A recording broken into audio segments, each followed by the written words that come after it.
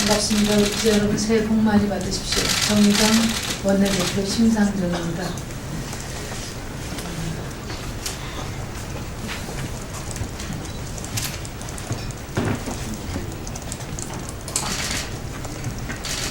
정개특위 시한 마감에 앞서 여야에 제안하고자 이 자리에 섰습니다. 오는 31일까지만 국회 정개특위의 활동 마감 시한이 이제 불과 2주 정도밖에 남지 않았습니다. 하지만 새누리당과 민주당은 여전히 정당 공천제 폐지 여부를 둘러싼 정치적 공방 속에 이와 관련된 정쟁적인 이해 타산에만 매몰돼서 한 발짝도 나가지 못한 채 귀중한 시간만 허비하고 있습니다. 이대로 가다가는 올해 지방선거와 관련된 제도 개선과 시급한 정치개혁 과제는 제대로 논의조차 해보지 못한 채 몇 가지 사소한 사안만 면평으로 다루는 정개특위로 마감할 것이 확실시되고 있습니다. 가뜩이나 정치 불신이 팽배한 상황에서조차도 거대 양당이 당리당략과 기득권에만 집착해서 국회가 이번에도 국민들에게 빈손만 내밀게 된다면 국민의 정치 혐오가 더욱 심화될까 우려스럽습니다.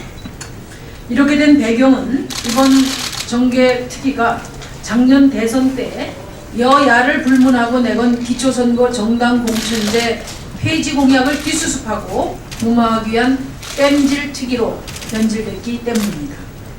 국민들은 선거 때마다 매번 반복되는 구태 악습 청산과 풀뿌리 민주주의 발전을 위한 개혁 방안을 요구했습니다. 하지만 오히려 정치권은 당장 눈앞에 닥친 대선을 앞두고 정치 혐오에 편승해서 정당 공천제 폐지를 앞다투어서 내걸었습니다. 공천비리 근절과 중앙당에 의한 선거 개입, 그리고 거대 양당의 지역 독점 체제 혁신 등은 정당 공천제와는 사실 아무런 관련이 없습니다. 그것은 새누리당과 민주당이 스스로 뼈를 깎는 정당 개혁을 통해서 응답해야 하고 또 기득권 축소로 해결될 문제입니다. 이렇게 번지수가 틀린 포퓰리즘적 공약을 주워 담기 위해 소모적인 악순환이 반복되고 있는 것이 대단히 안타까울 뿐입니다. 오늘 새누리당이 정당 공천제 폐지 공약을 오늘 새누리당이 정당 공천제 폐지 공약 폐기를 공식화할 것으로 보도되고 있습니다. 비록 대선 공약을 번복한 일이기는 하지만 자신의 오류를 인정한 바람직한 결정이라고 생각합니다. 그러나 책임 정치를 위해서도 박근혜 대통령과 새누리당은 대선 공약 폐기에 대해 국민들에게 공식 사과를 해야 합니다. 아울러 민주당도 정당 공천제 폐지 논란으로 인한 당략적 계산만 앞세울 것이 아니라 공천 민주화를 이루고 기득권을 축소하라는 국민의 요구에 진정성 있는 개혁 방안으로 응답해야 할 것입니다. 이러한 전제하에 정개특위가 남은 시간은 오롯이 국민의 3대 개혁 요구에 대한 대안 마련에 집중해야 합니다. 남은 2주라도 정개특위는 국민에 대한 책임을 다해야 한다고 생각합니다. 이에 저는 공천비리 근절 및 중앙당 선거 개입 근절, 그리고 지역주의 극복, 그리고 다양한 참여 확대를 통한 풀뿌리 민주주의 발전이라는 국민의 3대 개혁 요구에 대해서 5가지 대안을 제시하고자 합니다. 첫째, 정당 개혁을 실현하기 위한 4가지 방안에 대해서 여야 공동 결의를 제안합니다. 첫째는 지역구 후보 공천권을 당원 및 시민에게 되돌리는 상향식 공천. 두 번째, 비례대표와 관련해서는 스웨덴식 개방형 비례대표제의 도입. 세 번째, 선거법 위반 재보궐선거 지역에 관련 정당의 책임 정당의 무공천. 넷째, 재보궐선거 원인 제공 후보자의 정당에 대한 국고보조금 삭감 등 4가지 방안에 대해서 여야 공동 결의와 후속 입법을 제안합니다.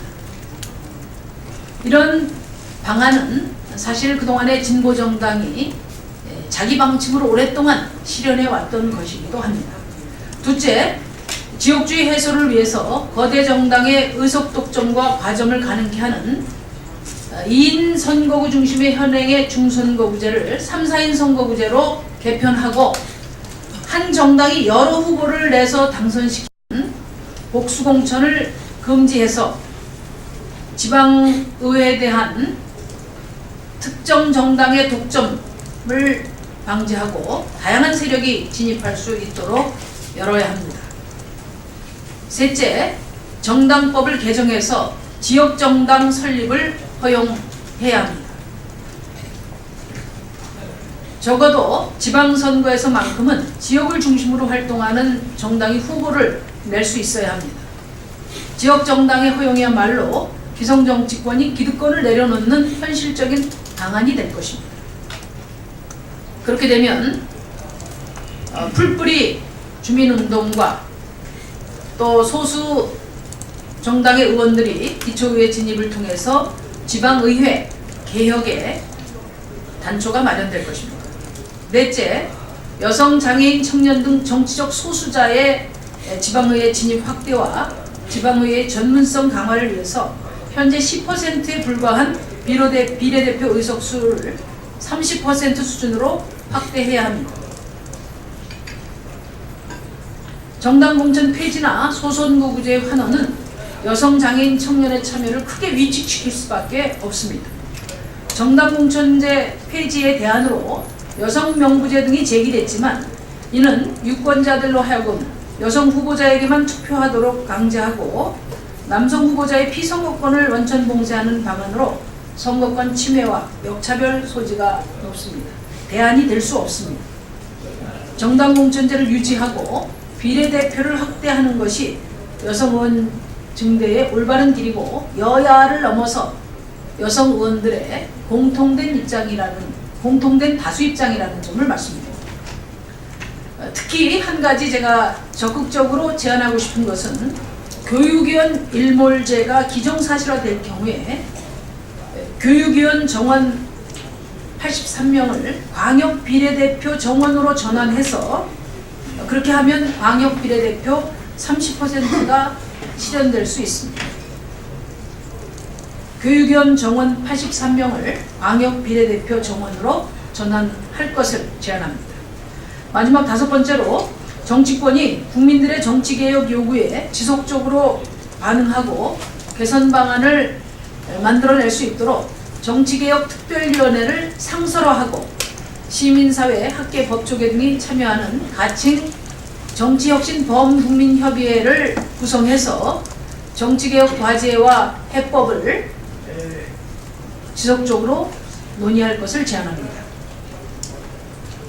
각종 선거를 앞두고 땜질식으로 급조되는 정치개혁 특위로는 지속적인 정치혁신을 이룰 수 없습니다. 국회 정개특위가 상설화되면 국회의원 선거제도는 물론 정당법, 정치자금법 개선을 비롯한 산적한 정치개혁의 과제를 하나하나 차분히 해결해 나갈 수 있습니다. 또한 국회만의 노력으로는 부족하니 사회 각계 인사들이 참여하는 범국민 논의기구를 통해서 우리 정치가 거듭나기 위한 다양한 방안을 논의해야 합니다. 이상 5가지의 정치개혁 이행 방안의 핵심은 새누리당과 민주당이 지난 수십 년 동안 기득권을 공고하게 양분해 온 데 대해 스스로 겸허하게 성찰하고 이를 내려놓기 위한 뼈를 깎는 자기쇄신을 이루어야 한다는 것입니다. 그동안 선거 때만 되면 정치개혁을 이야기해놓고 막상 선거 이후엔 국민을 외면한 채 오히려 기득권을 더 강화하기에 여념이 없었던 양당을 지켜보면서 국민은 인내의 한계에 다다랐습니다. 국민의 다양한 요구를 반영하는데 걸림돌이 되어온 거대 양당의 독점 체제를 이제 축소해야 합니다. 새누리당과 민주당이 진정으로 국민을 위한 정치개혁을 이루고자 한다면 이번이 국민이 주신 마지막 기회라는 생각으로 오늘 제가 제안드린 5대 방안과 관련해 조속히 논의에 착수할 것을 촉구합니다. 이상입니다. 감사합니다.